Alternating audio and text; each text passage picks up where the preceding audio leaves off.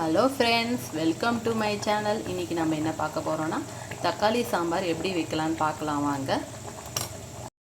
இதுக்கு பருப்பு எதுவுமே தேவையில்லை. இதுக்கான தேவையான பொருட்கள் 2 வெங்காயம் எடுத்திருக்கேன், 2 உருளைக்கிழங்கு, 2 தக்காளி, 1 கேரட்டு, 3 பச்சை மிளகா. வாங்க இப்போ எப்படி செய்யலான்னு பார்க்கலாம். இப்போ எல்லாத்தையும் கட் பண்ணிட்டோம். நம்ம இப்போ இது வந்து எல்லாத்தையும் இப்படியே போட்டு ஆட் பண்ணிக்கலாம். சில பேர் வதக்கி போடுவாங்க, நான் வதக்காமையே சேர்த்துருக்கேன். ஏன்னா இது வதக்காமையே யூஸ் பண்ணலாம். பாருங்கள், இதுக்கு 1 கிளாஸ் தண்ணியை ஊற்றிக்கலாம். இன்னொரு கிளாஸும் தண்ணி ஊற்றிக்கலாம். 1 ஸ்பூன் சாம்பார் தூள், சாம்பார் மிளகாத்தூள் 1 ஸ்பூன் போட்டாச்சு. அப்புறம் பார்த்திங்கன்னா இஞ்சி பூண்டு பேஸ்ட்டு 1 டீஸ்பூன், கொஞ்சமாக உங்களுக்கு தேவைக்கேற்ப, உப்பு தேவைக்கேற்ப போட்டாச்சு. நல்லா இப்போ கலக்கி விட்டுக்கலாம். அது கலக்கி விட்டாச்சு.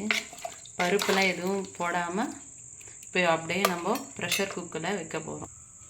பாருங்கள், அடுப்பை ஆன் பண்ணியாச்சு. இப்போ வந்து கொஞ்சமாக பெருங்காயத்தூள் யூஸ் பண்ணிக்கலாம். போட்டாச்சு, கலந்து விட்டுக்கலாம். நல்லா குக்கரை போட்டு மூடி நம்ம 4 விசில் 5 விசில் வரணும். குக்கரை போட்டு மூடிக்கலாம்.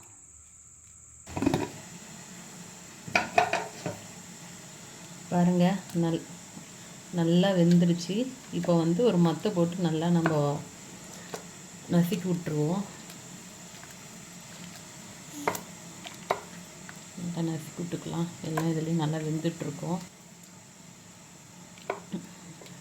பாருங்கள், நல்லா நசுக்கி விட்டுக்கலாம். எல்லாம் நல்லா எல்லாமே வெந்துடுச்சு நல்லா நைஸாக. பாருங்கள், எல்லாம் நல்லா நசுக்கி விட்டாச்சு. இந்த ஸ்டேஜில் நம்ம வந்து இட்லி மாவு நல்லா கரைச்சி, இந்த மாவை கரைச்சி நல்லா தண்ணி ஊற்றி இதை ஊற்றிக்கலாம். திக்னஸ்க்கு கலந்தாச்சு. இப்போ வந்து தாளிச்சிடலாம். நெய் 1 ஸ்பூன் ஊற்றியாச்சு. கடுகு, உளுத்தம்பருப்பு, சீரகம் போட்டுக்கலாம். வரமிளகா,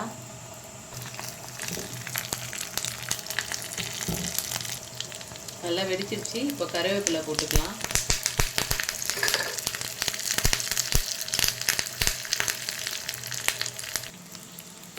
போட்டுக்கலாம்.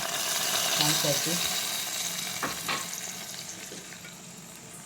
கொத்தமல்லி தழை கொஞ்சம் போட்டுக்கலாம். இப்போ கொஞ்ச நேரம் இது கொஞ்சம் அடுப்பில் வச்சிடலாம். கொஞ்சம் இன்னும் ஒரு கொதி வரட்டும்.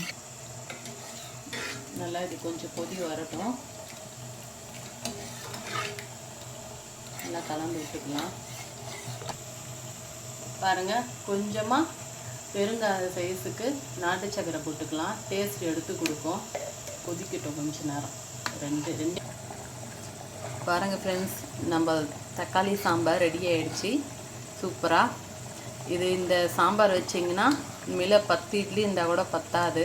எல்லாம் தட்டில் வச்சது எல்லா இட்லியும் காலி ஆகிடும். இட்லி, தோசை எல்லாத்துக்குமே நம்ம சாப்பிட்லாம். சாதத்துக்கு பேசுங்க சாப்பிட்டா கூட சூப்பராக இருக்கும். ஓகே ஃப்ரெண்ட்ஸ், இந்த மாதிரி வீடியோ உங்களுக்கு வேணும்னா லைக் பண்ணுங்கள், ஷேர் பண்ணுங்கள், மறக்காமல் கமெண்ட் பண்ணுங்கள், சப்ஸ்கிரைப் பண்ணிவிடுங்க. தேங்க்யூ ஃபார் வாட்சிங்.